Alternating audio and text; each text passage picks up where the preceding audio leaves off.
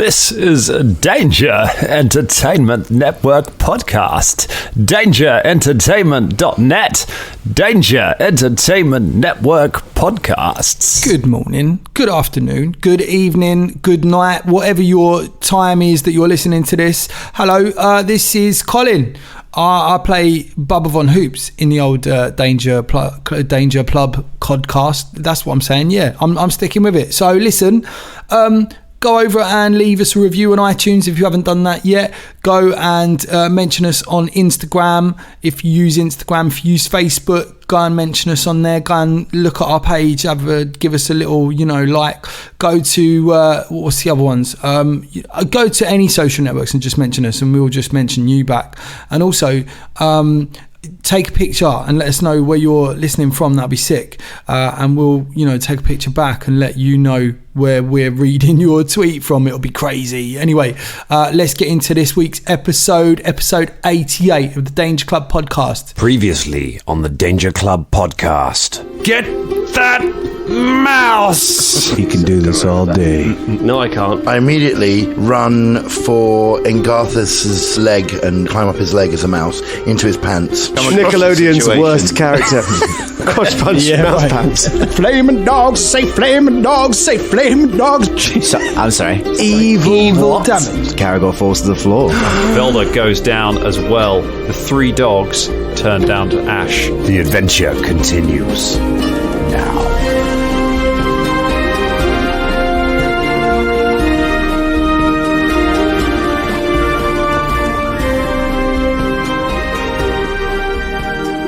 I'll be honest, I sneezed on a toddler on the bus on my way over here, and I don't think that's the worst thing I'm going to do today. On purpose? No, Jesus Christ, what's wrong with you? It was sitting in front of me. I just, it was there, and I just realised at the last minute. Did you just say it was in front of you? Yes. Dude. Wow. I don't want to gender or humanise tiny people. Dan, you've changed, man. You just want to sneeze on them. I remember a time when you used to sneeze on like 5 toddlers a day. Yeah, I know, right? I'm slacking. I remember a time when you used to sneeze on me. Yeah. It's because this is such. What happened to us? Why didn't you sneeze on James anymore? Why is it always? I will sneeze on you. I will sneeze on you later. It's because this is a pivotal episode in the history of our podcast. The chips are down. You are where eagles dare. You need a hero right now. I'm a Barbie girl. Ooh, I want to be your lover. I lost track of exactly what song lyrics I was using. Hello, everyone. Welcome to the Danger Club podcast. Hey! Yes! We're back. It's been ages since we recorded. It's only been a week for listeners, but it feels like it's been forever. It has. It's been a very long time. How's everyone been? 2 years. What happened to your arm? It's a long story. Fight with the bird. Yeah. Ross got replaced by his evil twin. Yes. Yeah. Boss. I mean, Boss. Hello, I'm Boss. Boss Harmston. Boss Palmston. Boss Palmston.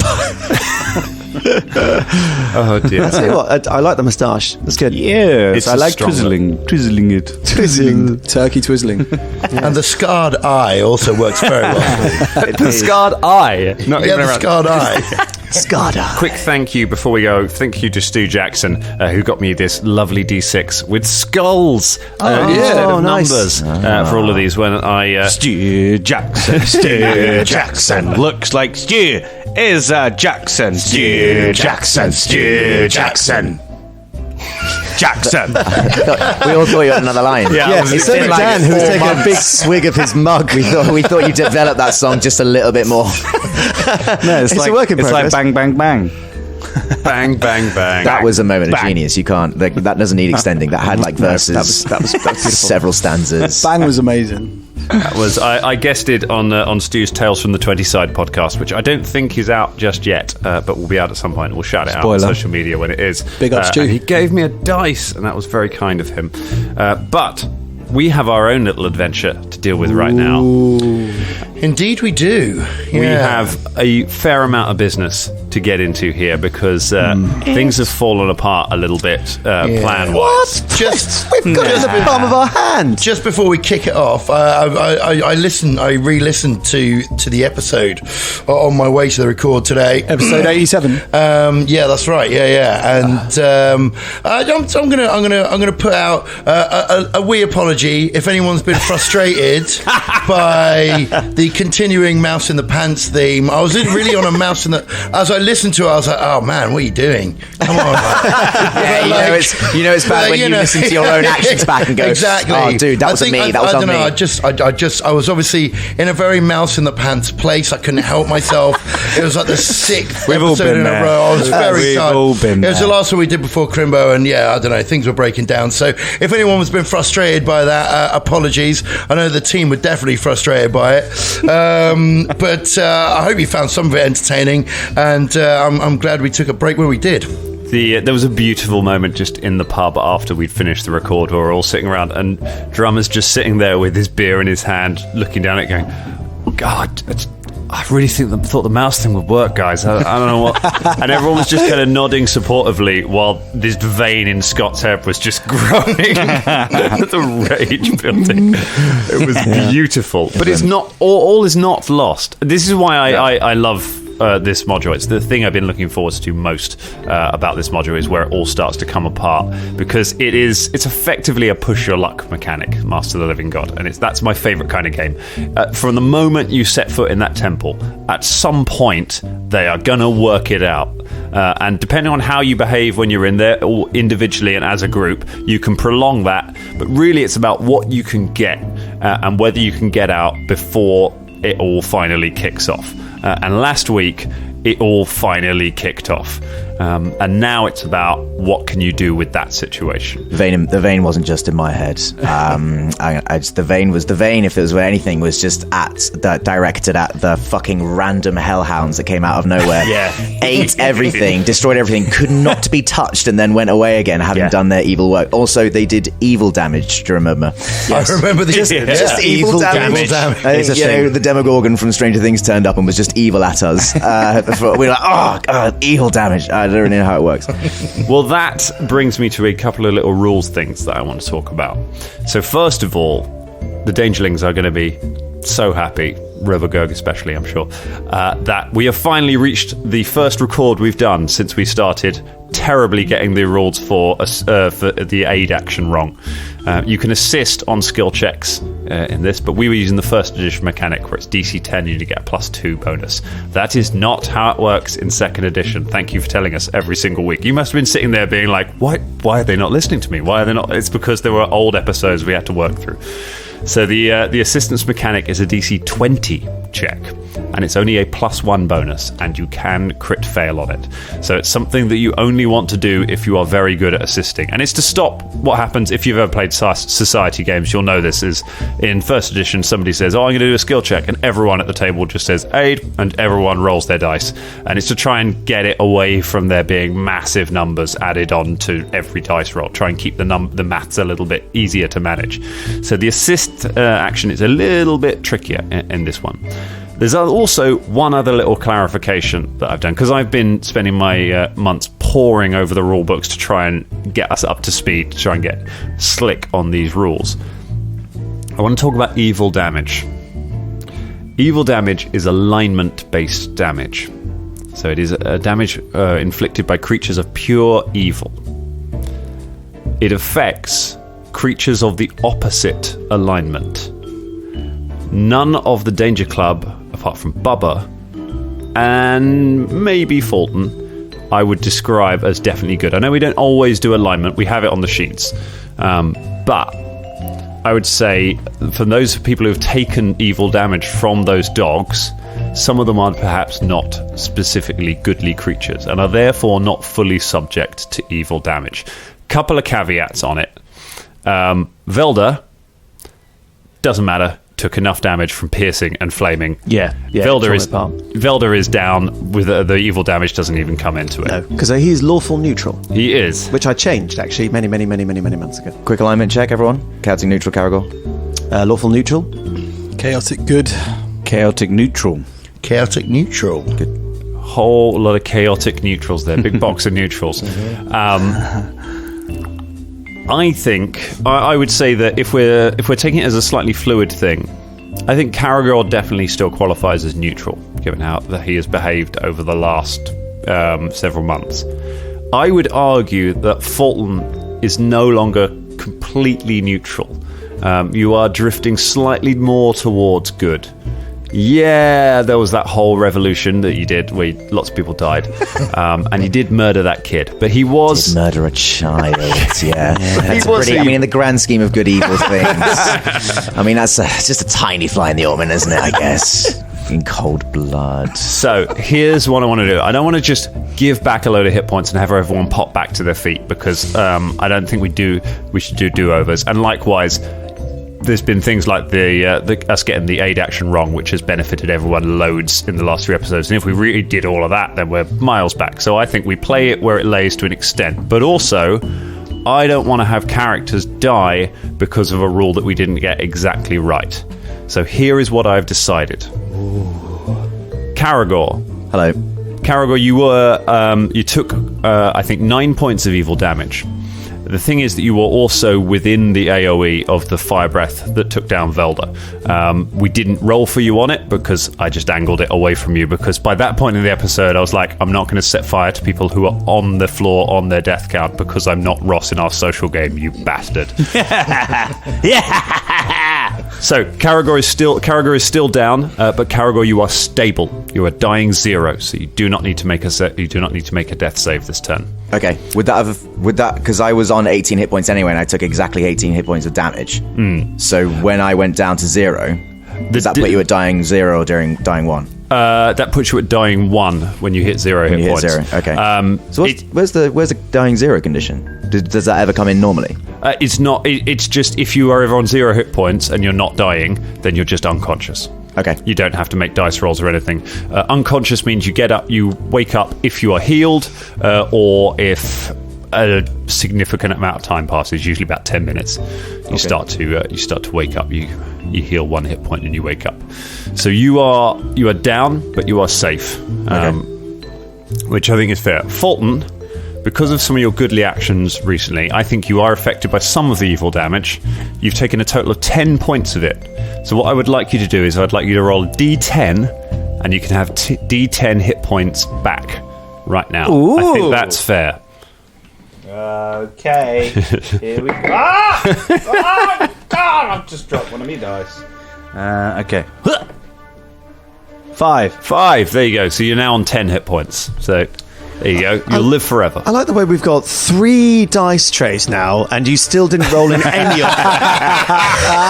What does it take?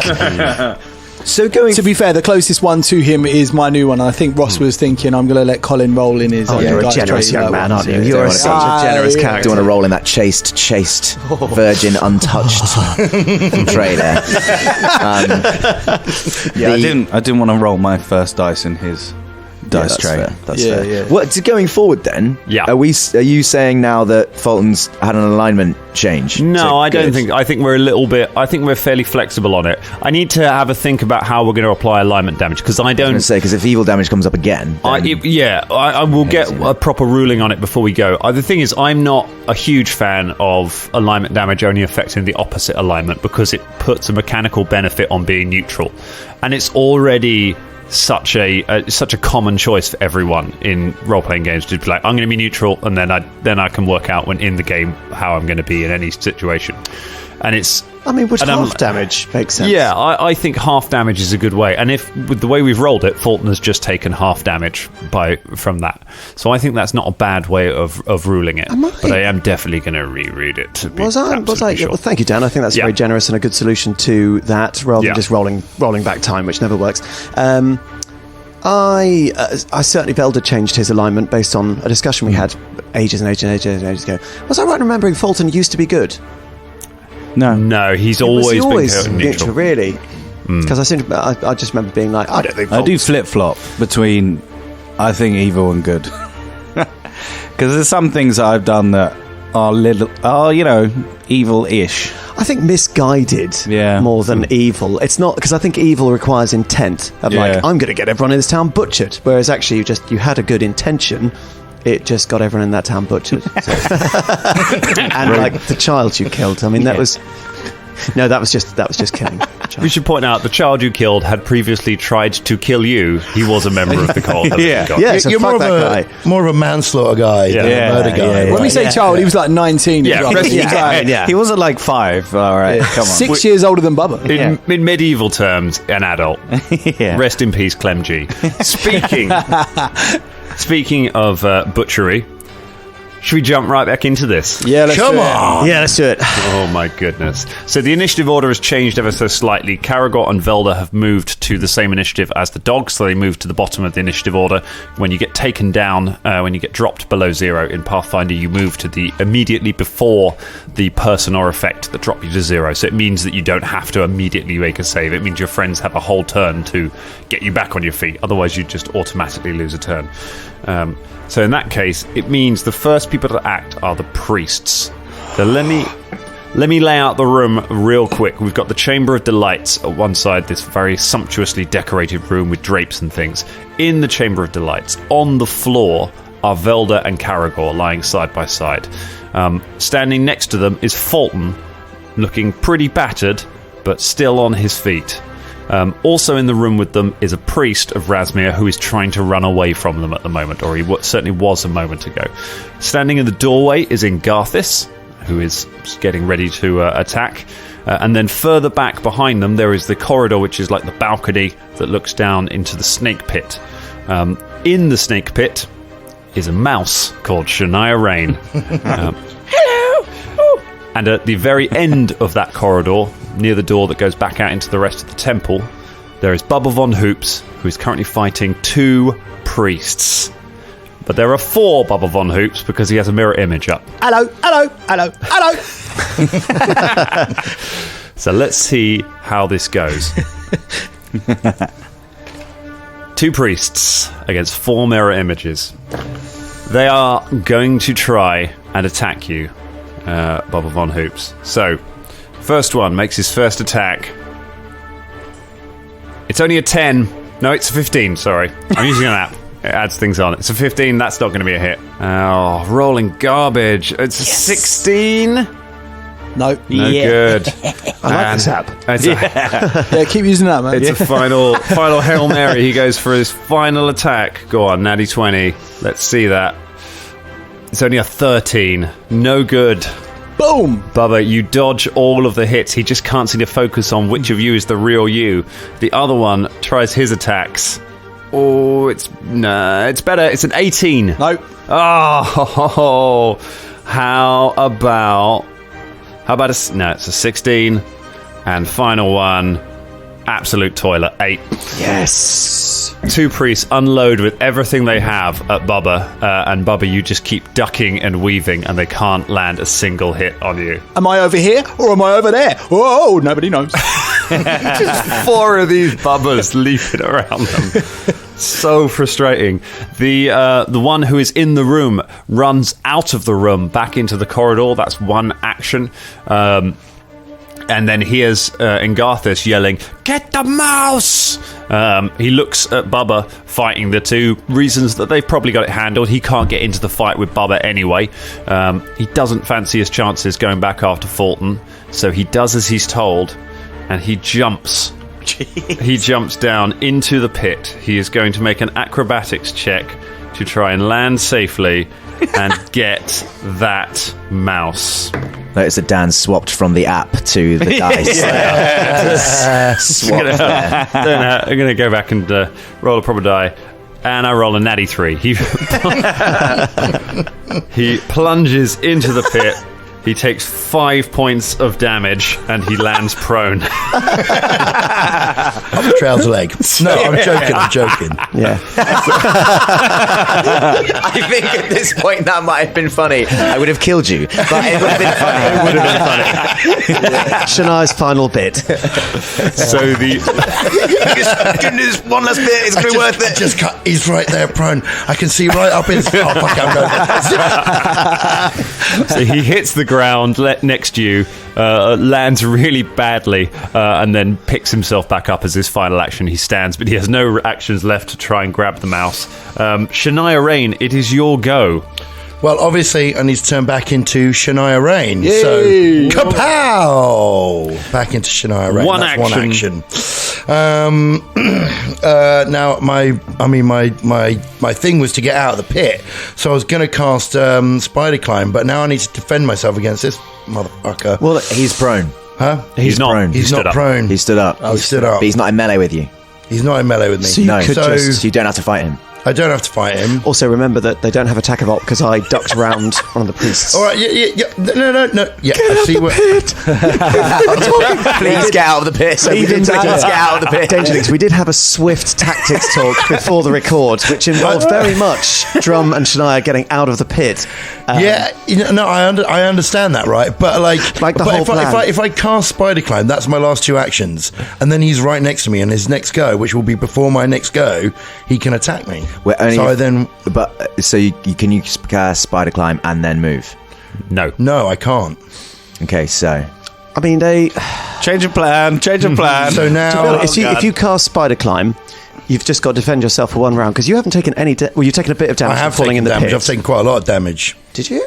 Yeah. yeah, like Engarthis punched himself in the nuts quite a few times. He did punch himself in the nuts. I got Shania thrown Rat down a was pit attacking. as a mouse. Did Engarthis take any damage from punching himself in the balls? he did not. No, No. he successfully struck the mouse with every He strike. took -5 Yeah, he was to a his real pride, asshole, man. but Yeah. well, you've got to defend yourself for one turn, and then you can just climb out the pit, which effectively rules that Because he guy doesn't- out of the fight. Does he have attack of opportunity?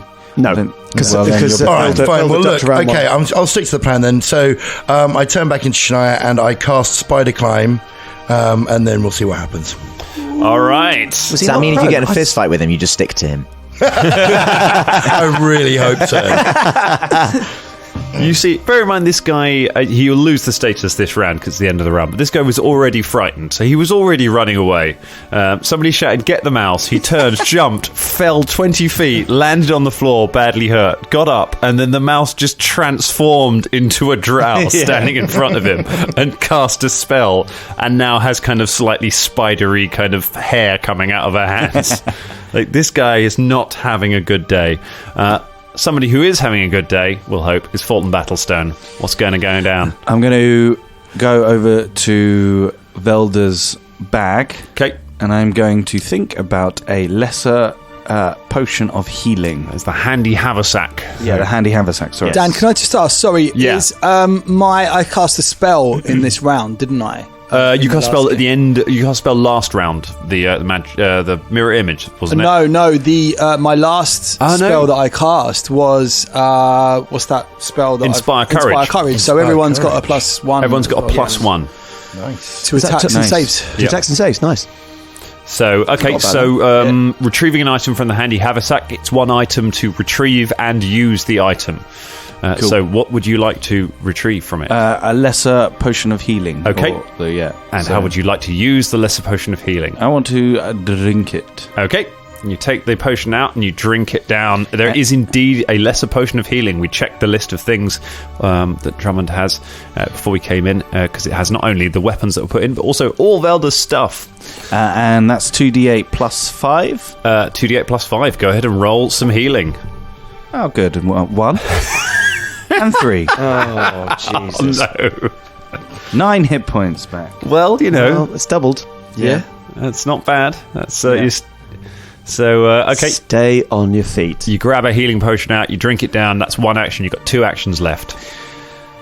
I guess I'm just going to go and hit Engarthis with my axe. All right, so one action. You walk across the room to Engarthis.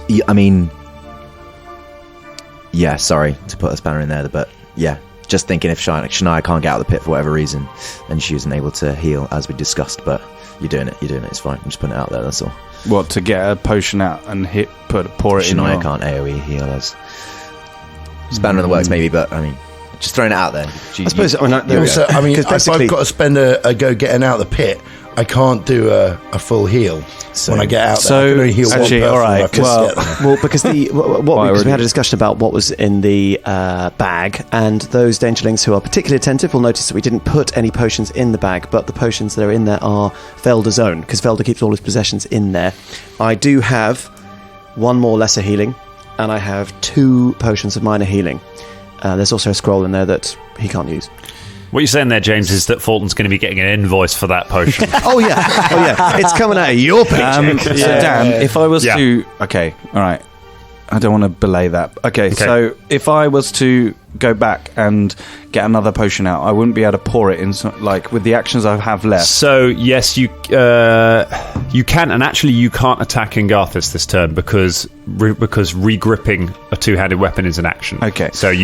So can I? You are probably because you in order to use something with your free hand, it's a free action to let go with one hand of the axe, and then you can use that hand for other stuff. So that's a free action, but it's then an action to grab it. Because the same way it's an action, it would be a free action to sheathe your sword, but an action to redraw it. It's so that. Right. It's so otherwise there would be no reason to ever not use a double-handed weapon. Yes. This is literally gripping stuff. So Fulton, that's just an interesting mechanic. I so agree. He drinks the potion. He walks towards Engarthis, looks back at Caragor and Velda, goes back to Velda, summons, puts his hand in the handy haversack, pulls out a minor. Which is miner's better than lesser. Oh, lesser. Yeah. So he pulls out another lesser potion of healing. Just mark it off my sheet. Okay. Yeah. Right. Looks at Velda and looks at Caragor, and then pours the potion into Caragor's mouth, or goes to, if I can do whatever, whichever I can. Very nice. Okay, put into Caragor. Yep. Do I roll drowning damage? You picked a favourite. I mean, he pulls it down your nose. So I just think he's better in the fight. Go ahead, roll your healing. Ross, you can roll that healing since you administered the potion. And that's 2d8 again? 2d8 plus 5. Why do you want me to roll it? Just because you are the one giving the potion. 6. Nice. Dice tray. Dice. 3 plus 5. So 6 and 3 plus 5. 9. 14 points. 19. 14. Caragor Wumfang, you have 14 points restored to you. You open your eyes. You are awake. Ross, can you pass the wounded card over? You are wounded 1 because you have woken up from being on 0 hit points. You have the wounded 1 condition. Okay. So that will mean if you are dropped to 0 hit points again, you will go to dying 2. Right. Dying 1. So be careful. Getting back up into a fight is tricky. Right. Do you know, Dan, you've completely put me off cards. Take this card. It's shit. It's awful. It's got awful things on it. Have this joy-sapping card. Ooh. It's Engarthis' go. Engarthis is going to walk over, stride action, move across the room to Fulton, to where he is pouring the potion in. Ooh, he could do something else. Oh, could he?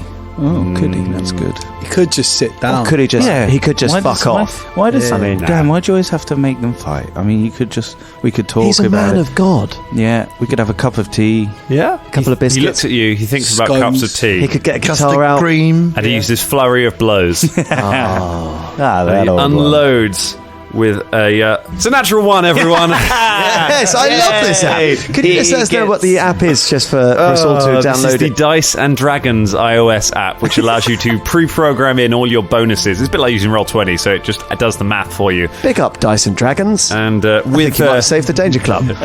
With people with a huge bonus to attack, like Engarthis has, I thought that'd be good. I don't have to add all of these massive numbers on and have everyone groan at me when I get these really high totals. I can just say it straight away.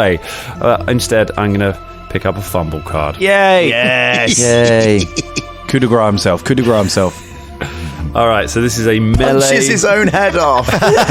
He just goes to attack Fulton, chooses to die. That sounds like a very first edition sort of mechanic. Apparently, it's called Vibration. He's giving me with flurry of vibration. Oh, you're going that way. I was going a different way. If you're using a bludgeoning weapon, which he is, it's his fists. You drop that weapon. His hands fall off. Come on. And are enfeebled 2 until healed. Wow. So go ahead and grab me. There you go. You like giving out cards, Ross. Go ahead and give me the enfeebled card. To say dropped his weapon, so his hand unfortunately does come off. Dan, as per the cost. Sorry, it's the rules. It's not us. Like it's what the rules literally say. You know, we can't do anything about it. Enfeebled Got does. no hands. So he comes over as you're pouring the potion in and just slams both fists into you, straight into your armor, and then just staggers backwards, holding his hands. They shake.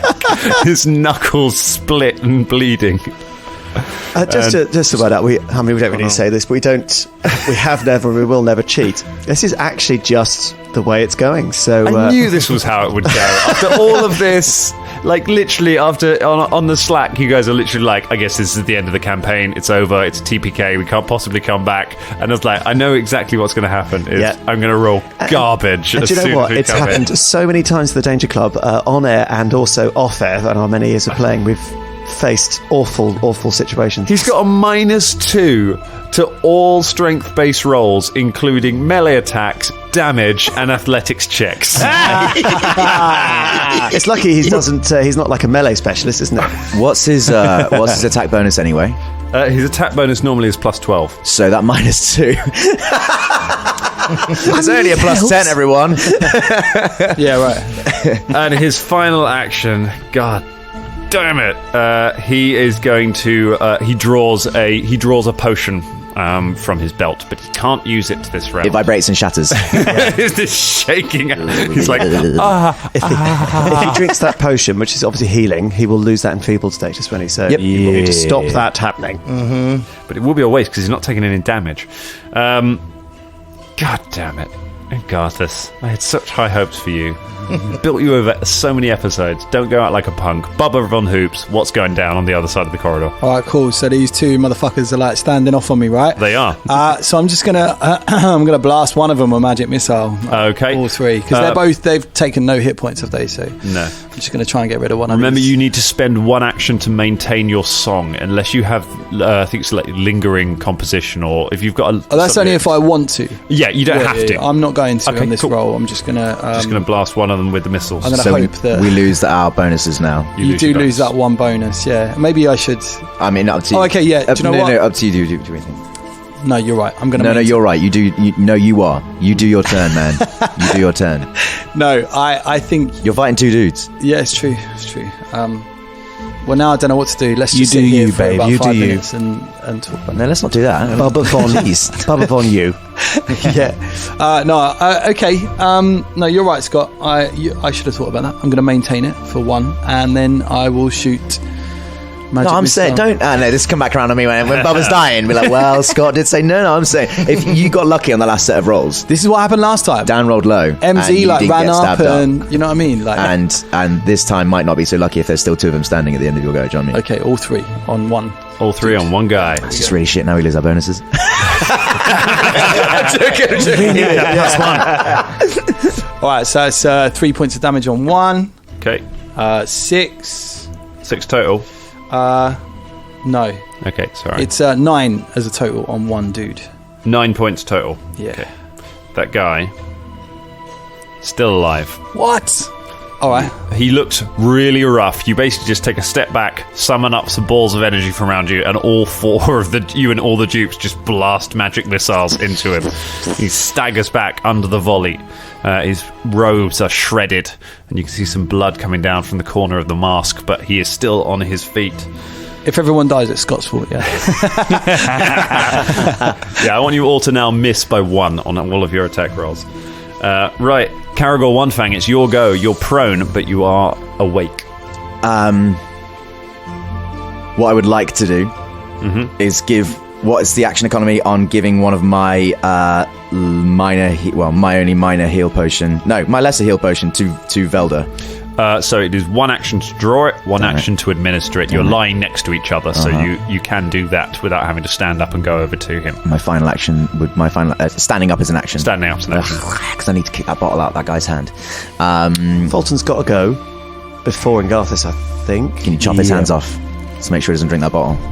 Yeah, I can try. I mean, that would be placing our hopes on Fulton actually hitting someone. I see that strategically.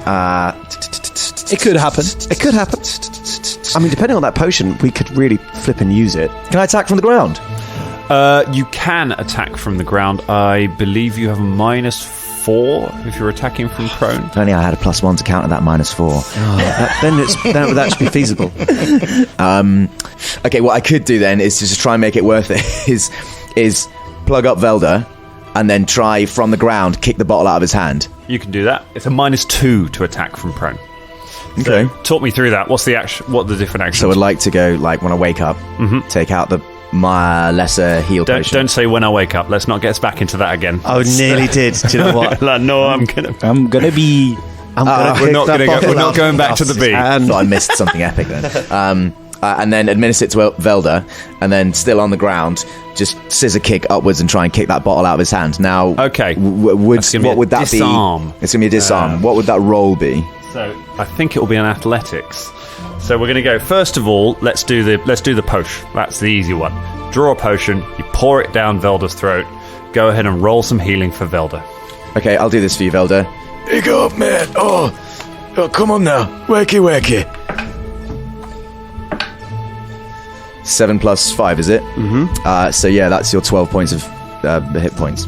12 hit points of 12 hit points. Velda, you are awake. You gain the wounded 1 condition. Oh my god, a wounded 1. You can just. I mean, I've got mine right here, and we're sat next to each other. There you go. It's a very carry-sherry game so far, isn't it? Thanks, man. As I do it, I go wound. Wound. So that's 12, was it? Yep. 12. Yeah. Okay. I got a lot. Sadly, that's nearly half my hit points. You got a lot of spells there, buddy. You got a lot of control, backfield spells. A lot of spells. Yeah, you got a lot of. I've only cast wind. Great, that's why worth it. Worth putting a potion in. You're good. And I can cast from the ground, so I'm just gonna fucking just Garrigor and Velda on the ground, just flailing around like tortoises, shooting spells, kicking bottles, doing dust angels. Okay. So the next one is... It's pretty tough, disarm. It's an athletics check against an opponent's reflex DC. If he's a monk, then... If you get a success, you weaken his grip on the item, and they take a minus... Any further disarm attempts get a +2 bonus for the next round. And they get a -2 to any checks requiring them to have a grip on that item. What? So I can't actually disarm him with a disarm check? If you crit succeed, then you do. Otherwise, you weaken his grip on it, and you make it easier for the next person to do it. Well, then no, that's not worth it. Then for the action economy trade, is it? That's not. That doesn't make. Even if I hit him, it's really unlikely that I'll crit him because that's really rare. I think the best thing you can do is stand up. Because then there are 2 targets, and you're not going to take any -2 for being prone. Because you do take quite a lot of negatives on defense and stuff, don't you, if you're lying down? -2. Yeah. I could just attack him normally. Remember, it's only a -2 that he's got with that thing. I mean, next turn, with 3 goes, I'd spend one of them getting up and then the other 2 attack. Do you know what I mean? But this one... Does he get attack of op? He might get attack of op. He might have attack of op. Because he's a monk. I'm pretty sure he's a monk. But, I mean, he's not... How close is he to you? Well, if he's within range of my leg, then he's within range to melee me. Yeah. If you want to use your kukri, it's 1 action to pick up the kukri as well. Yeah, I was just going to kick the bottle as it was, but it's a gentle irritation check as opposed to a disarm thing. I don't really want to do that. I'd rather probably... I'm either going to stand up or just kick him in the shin, and I'll kick him in the shin. Okay, you're just going to kick him. You want to stand? Go on. Go on. How much damage is that going to actually do? D6. An unarmed attack is 1d4. Oh, okay. Then no. Yeah. Well, I'll just stand up.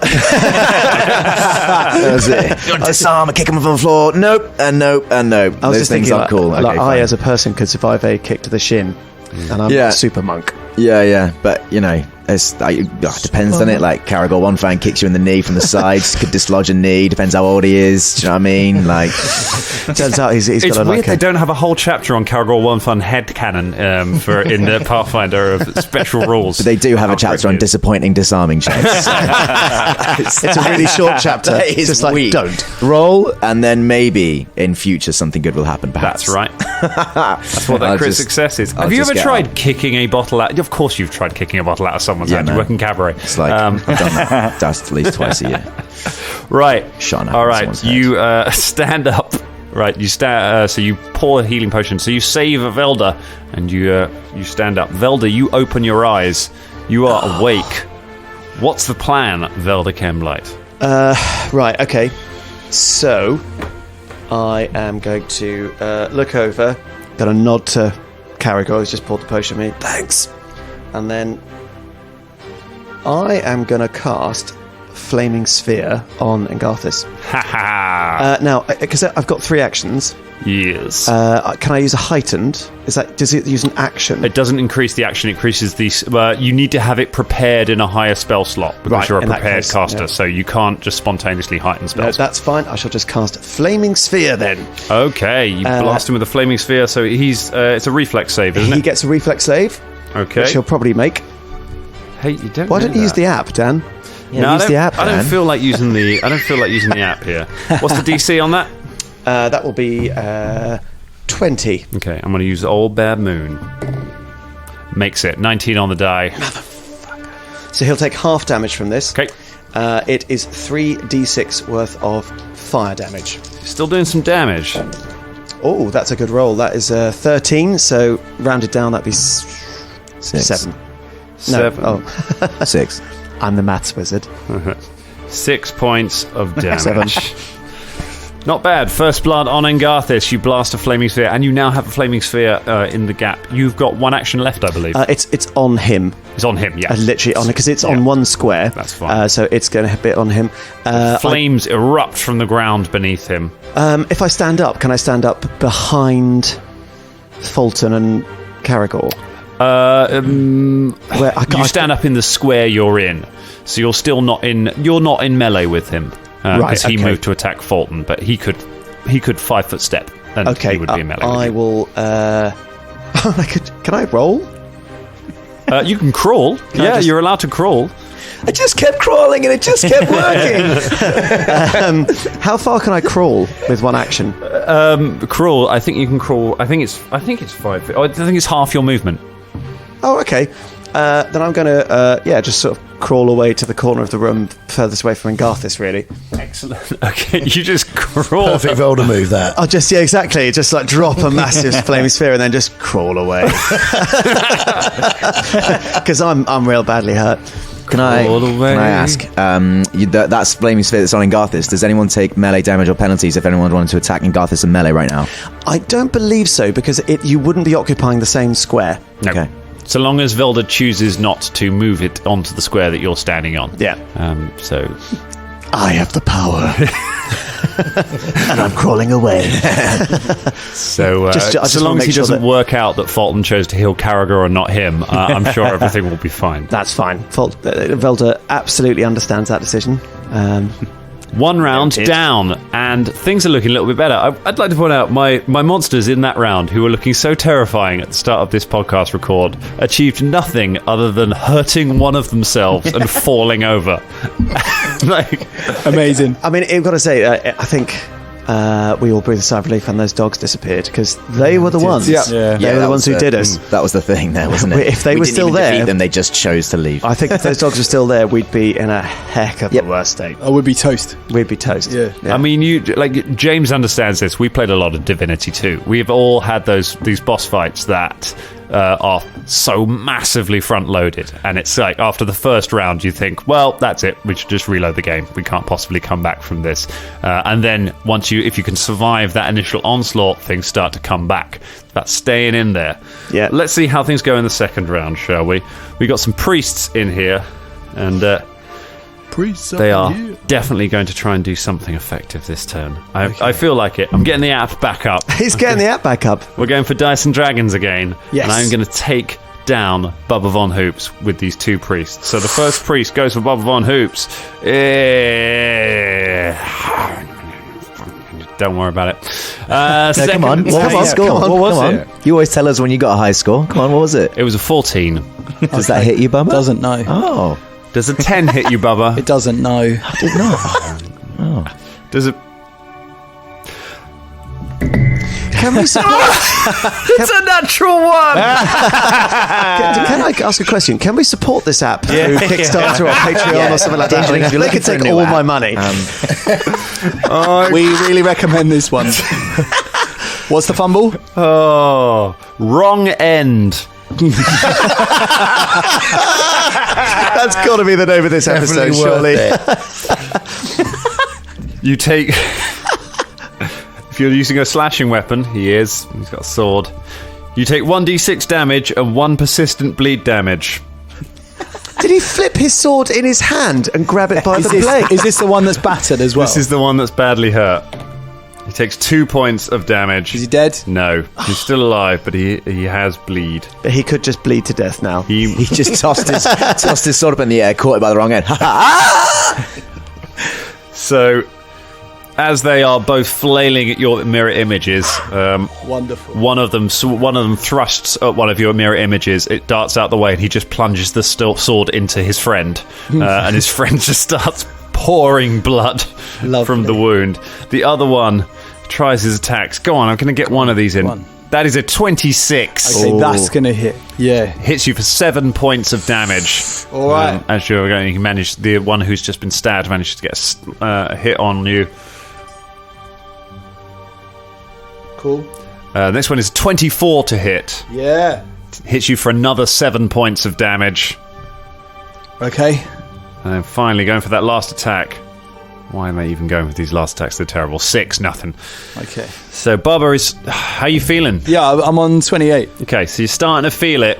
They are not looking as good. One of them is really badly hurt.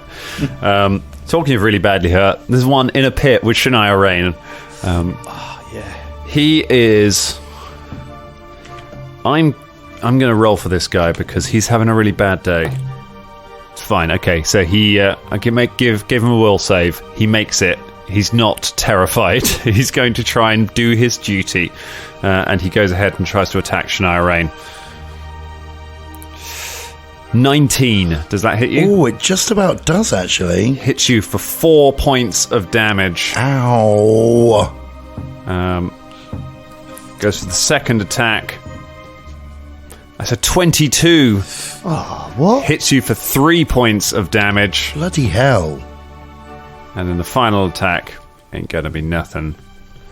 Final attack is a 16. Nah, it's not good enough. Okay. He does pretty good.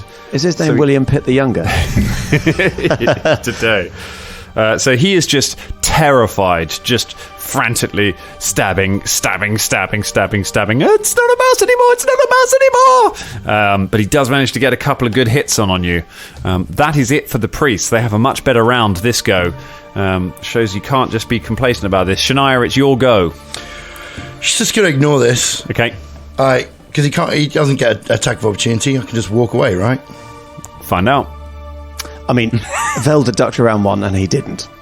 So right, okay, yeah. No, I'm just going to go. Ow! Leave me alone. Ow! You're a pest to me, and I'm no longer a pest to you. I'm now insect vile stuff. Okay, bye. Start crawling up the wall. Okay, you crawl up the wall, you climb up the wall, and you're back up on the walkway. You just leaving him in the pit. It's because he's out of the fight now. Because he can't. If the stairs is under a ramp. That's what. Ideally, the ideal situation was because it would take him fucking ages to get out of that pit now. So the heck with that guy. Should we just all throw them down the pit? So that's one action, right? One action. Okay. Get up to the top and I go, hello everyone, who needs healing? All of us. Everyone. Okay, but I can only do one of you, fuck, so who shall I do first? I mean, who can I see? Who looks most So you have eyes on everyone. I am going to... Fulton and Carragher are tanks. But you won't be able to get in the room because you've got to go past Engarthis. I don't have to go anywhere. I can do it She only needs from... on the side. Can you? Yeah.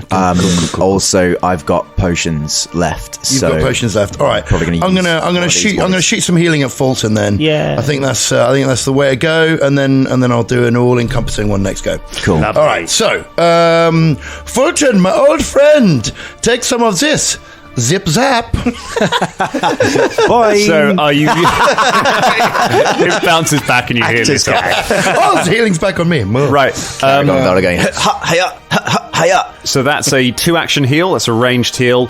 Are you using a level 2 spell slot? I'm using a level 2 heal spell. Okay, so that is going to heal 1d8 plus 16 hit points to Fulton. Ooh. Oh, really? Yeah. Okay, it says 2d8 on my thing here. But it's not. I mean, you're looking at the rules now. Oh, no, you're right. There is another d8 in there. So, sure, 2d8 plus 16. 2d8 plus 16. It says plus my wisdom here, but... yeah, you might have your wisdom. I think you had your... But, I mean...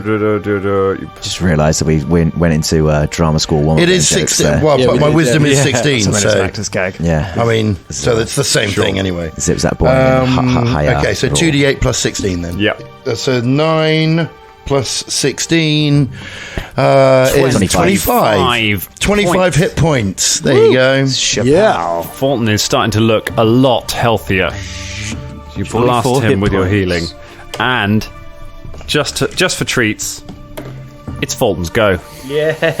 Huzzah indeed. I'm going to go up to Engarthis. Well, you don't need to go up to Engarthis. Engarthis came up to you and then hurt his hand. So he's right in front of you. I'm going to go and power attack him. Okay, so you need one action to re-ready your stance. That's good, because power attack is 2 actions. There you go. So that's your whole turn. So you re-grip the axe and then you power attack. Hoi! Roll well. That is a 20. Hit. Yes. Nice. So he gets...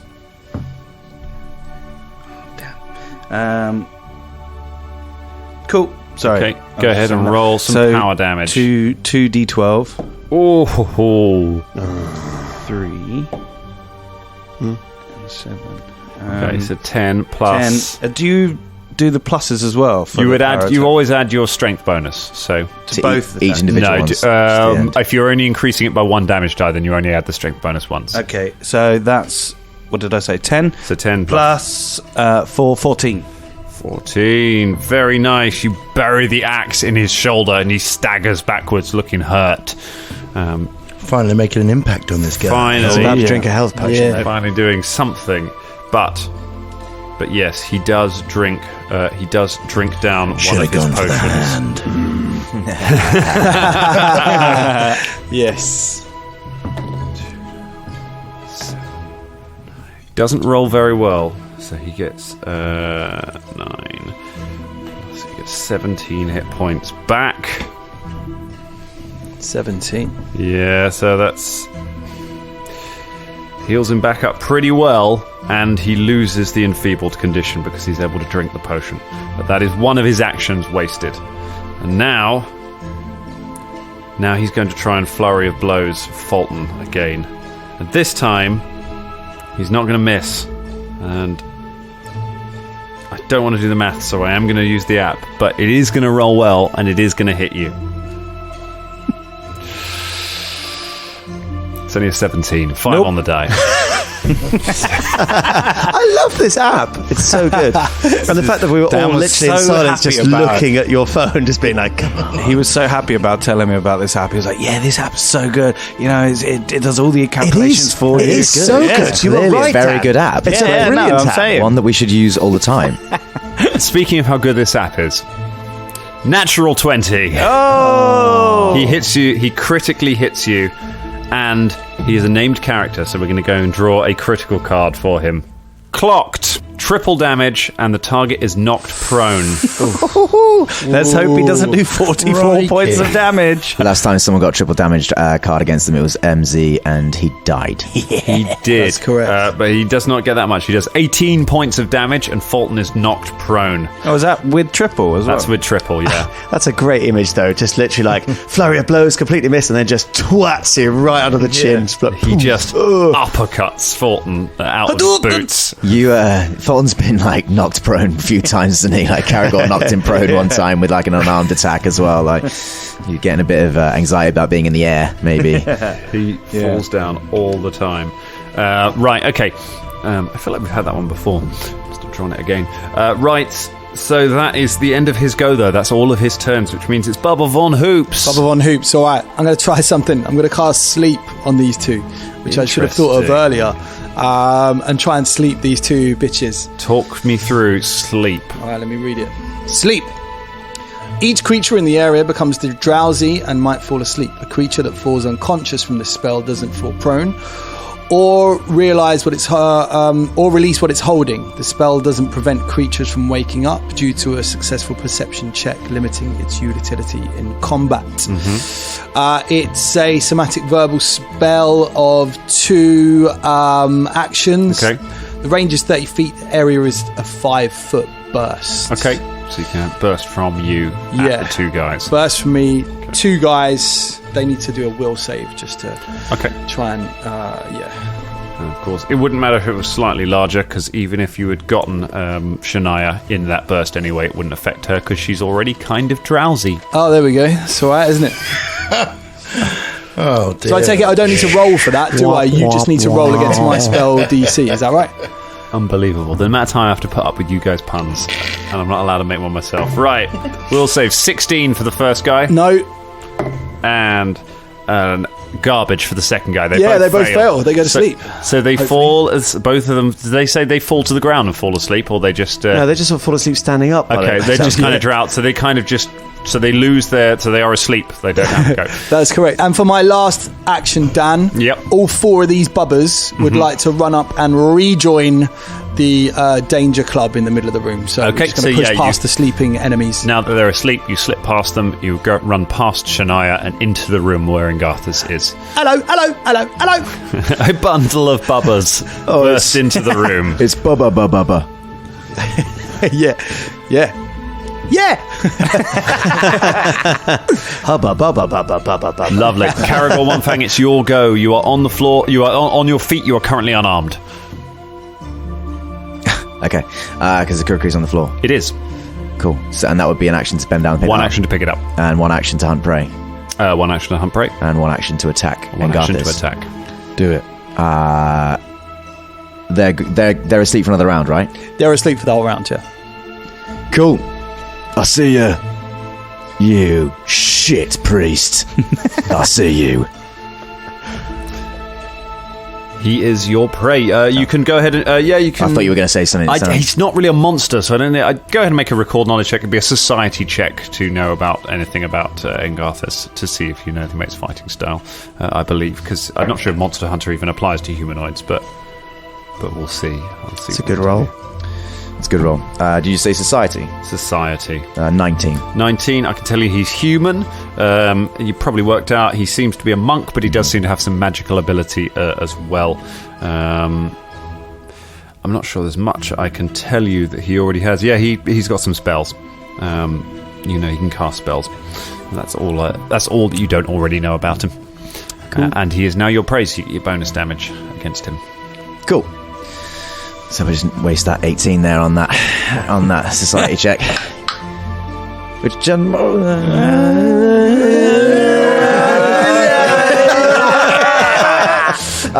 gotta get. Well, I'd go in with the 20. So yeah, but he was enfeebled at that point. It's 22. 22 hits. Oh, come on! Yeah. Stabby. All right, such a good time. Stabby.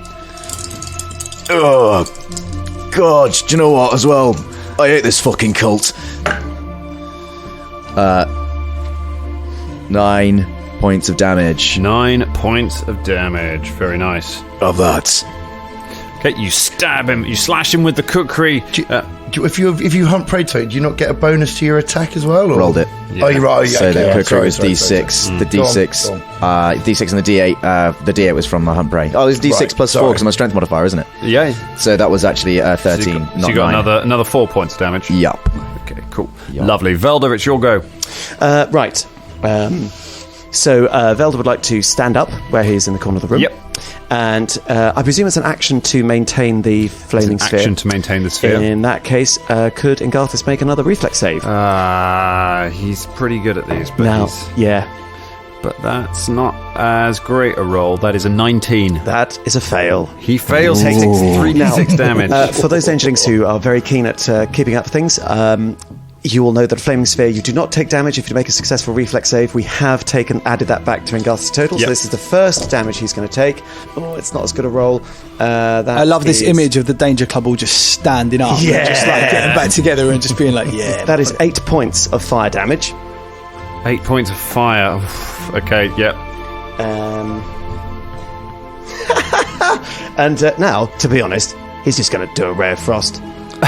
Yes! Well, just because I really don't want to use all of the spells I've got, because we've got a big temple ahead of us.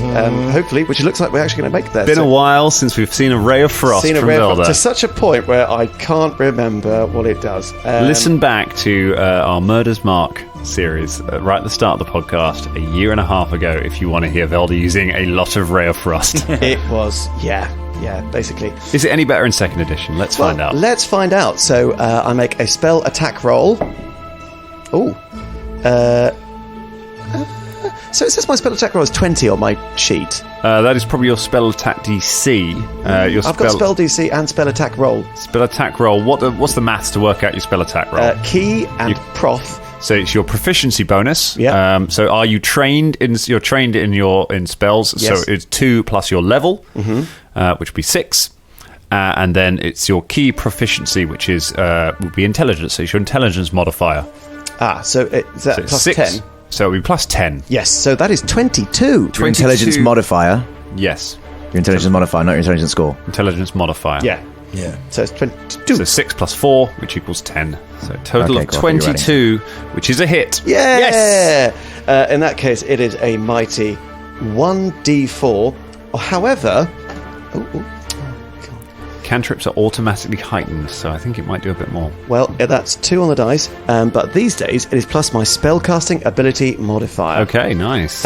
So that would be 4, is it? 4, yes. So what's the total? So that's 6 points of damage. 6 points of damage. Ray of Frost. That is actually better. It's actually better. It's actually a bit more efficient. So, pew! Loving them 2nd edition wizards. You blast him with a Ray of Frost, and he stands up from the spell, being hit with fire and ice in a single turn. I'm going to make that sucker crack.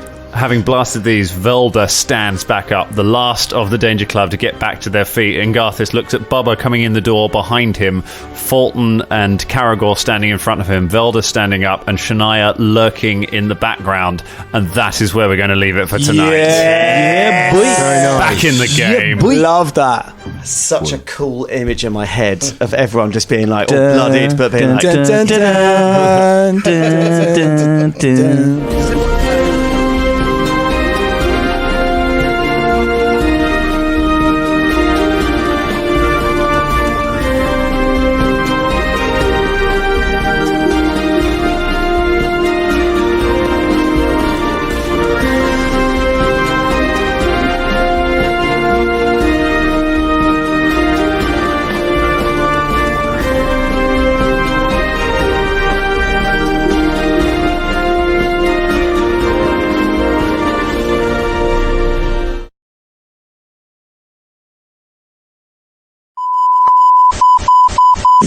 Crisis for the geek kind. Top geek officials admit they underestimated the hipsters' defense capability. Join the geek revolution and save the galaxy. Geeks from all over the globe are joining up to fight for the future. They're doing their part. Are you? Want to know more? Join Weeby Geeks and the Geek Revolution and save the world. Service guarantees citizenship. Listen to Weeby Geeks podcast on iTunes and Stitcher or online at WeebyGeeks.net. Weeby Geeks, your voice for the Geek Revolution. Want to know more?